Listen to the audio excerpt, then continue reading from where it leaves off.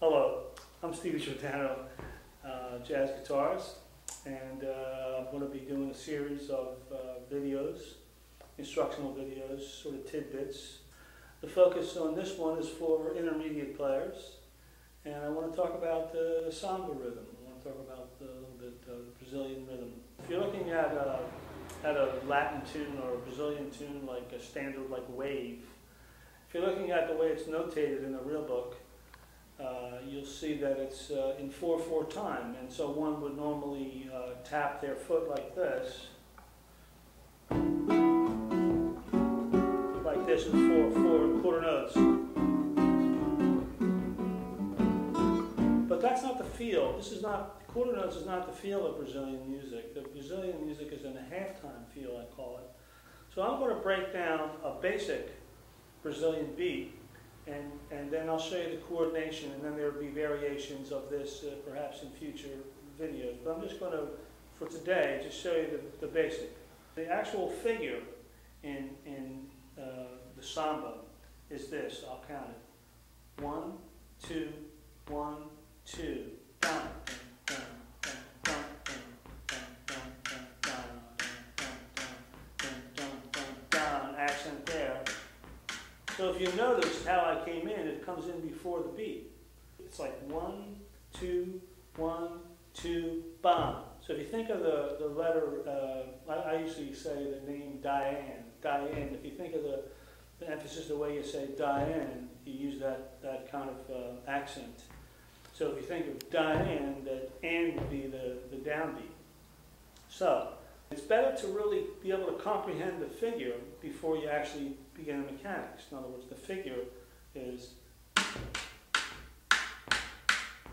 Diane.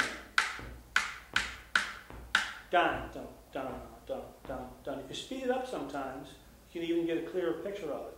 Dun, dun, dun, dun, dun, dun, dun, dun, dun, dun, dun, dun, dun, dun, dun, dun, dun, 2, 1, 2. Dun, dun, dun, dun, dun, dun,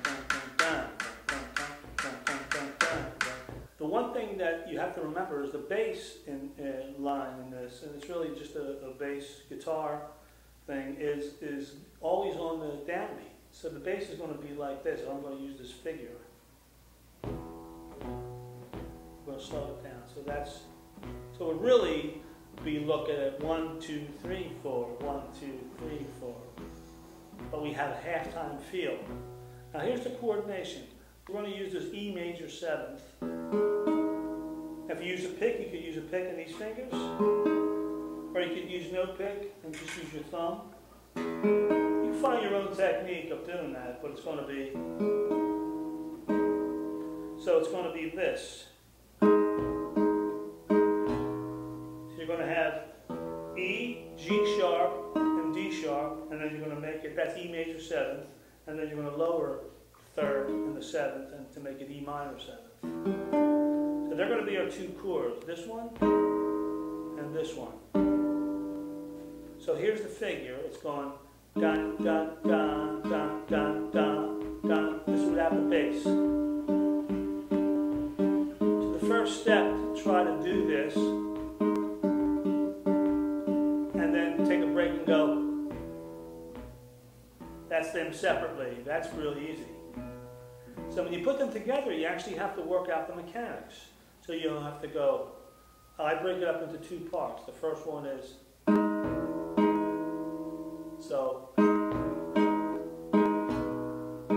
that's the first part. The second part comes in together on the beat. So again, you practice them separately. Here's the first one. And just take a 2-beat rest. This is the first one. The second one is this one. And here's together. I'll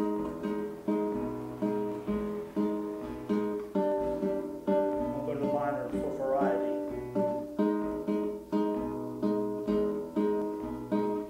Go as slow as you need to go.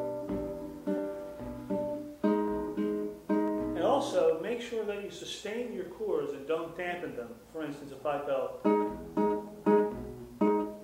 it doesn't nearly sound like it. You have to keep these sustained permanently until you strike the string again. So if you listen,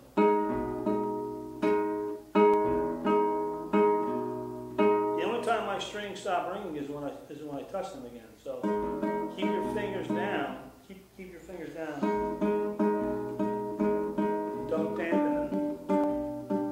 And then the accent is the final icing on the cake. Dang, dang, down.